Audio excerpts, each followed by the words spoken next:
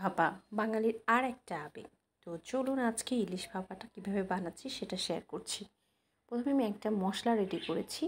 এখানে আছে 1 টেবিল চামচ সরিষা বাটা, তারপরে শুকনো মরিচের গুঁড়া দিয়েছি 1/2 টেবিল চামচের কম, একটু রসুন বাটা দিলাম, একটু জিরা বাটা দিলাম, একটু পেঁয়াজ বাটা, আর দিচ্ছি হালকা করে আদা বাটা।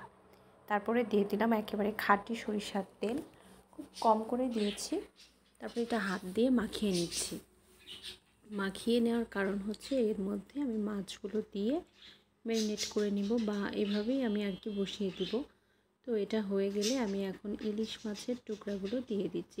ভালো করে ধুয়ে রাখা ছিল মাছের টুকরাগুলো। তো প্রথমে আমি পিসগুলো দিয়ে আসলে মাখিয়ে নিব। তো এটা আমি ভালো করে মাখিয়ে নেওয়ার পরে একটা বাটিতে আর কি, কেউ চাইলে অ্যালুমিনিয়াম কিংবা স্টিলের বাটিতেও কিন্তু বসাতে পারে। তো ভাপাটা আসলে বাঙালির একটা আবেগ এবং অনেকেই অনেকভাবে এটা বানায় আর কি। তো আমি এখন এই যে একটা বাটিতে দিয়ে দিচ্ছি মাছের পিসগুলো। তো প্রথমে এই পিসগুলো দেওয়ার পরে বাকি পিসগুলো আমি দিয়ে দিব। এগুলো মাখিয়ে নেওয়ার পরে যে অংশটা থাকবে সেটা দিয়ে মাখিয়ে নিচ্ছি, বাকি মাথা লেজ যা আছে আর কি। তো এই ভাপা ইলিশ কিংবা সরিষা ইলিশ দুইটাই আসলে বাঙালির ভালো লাগে, আমাদের কাছেও মনে হয় কম বেশি সবার ভালো লাগে।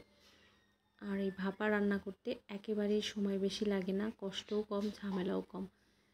কয়েকটা মশলা দিয়েই কিন্তু হয়ে যায়। কেউ চাইলে আরও বেশি মশলা অ্যাড করতে পারে। তো হয়ে গেলে আমি কয়েকটা কাঁচামরিচ কেটে রেখেছি, সেগুলো উপর দিয়ে ছড়িয়ে দিব। আর মাছগুলোর পিসগুলো তলায় না দিয়ে আমি উপরের দিকে একটু উঠিয়ে দিলাম। তো আজকের আবহাওয়াটা কিন্তু ইলিশ মাছ খাওয়ার মতোই ছিল, একেবারে দুপুরবেলা থেকে বৃষ্টি। তো হালকা করে আমি পানি দিয়ে দিলাম। কেউ চাইলে পানি নাও দিতে পারে, মশলার সাথে গুলিয়ে হালকা একটু পানি দিলেই হয়। তো বাকি যে মশলাটা লেগেছিল আমি সেটা দিয়ে দিলাম। দেওয়ার পরে আমি এটাকে ভালো করে সেট করে নিচ্ছি, যাতে 10 থেকে 15 মিনিটের মধ্যেই ভাপাটা রেডি হয়ে যায়। তো আরও একটু পানি দিয়ে দিলাম, এই কারণ ভালো মতো সিদ্ধ হয়ে যাবে। তো উপর থেকে আমি কিছুটা কাঁচামরিচ ছড়িয়ে দিলাম। অনেকেই যে অনেক বেশি মশলা তেল দেয়, সেই মশলা তেলেই কিন্তু ইলিশ ভাপাটা হয়ে যায়। তো বাকি আমি উপরে একটু হালকা করে তেল দিয়ে দিলাম, হয়তো তেলের পরিমাণটা অনেক কম ছিল। তারপরে আমি ঢাকনা দিয়ে দিয়েছি। ঢাকনা দেওয়ার পরে আমি এরকম কড়াইয়ে একটা পানি দিয়ে স্ট্যান্ড বসাই দিয়েছি, যাতে বাটিটা কিছুটা ডুবে থাকে পানির মধ্যে। দেওয়ার পরে আমি এটাকে 15-20 মিনিট রান্না করে নিয়ে এটা নামিয়ে নিলাম। এই যে ইলিশ ভাপা রেডি। তো গরম গরম ভাতের সাথে কিন্তু ইলিশ ভাপা অনেক ভালো লাগে।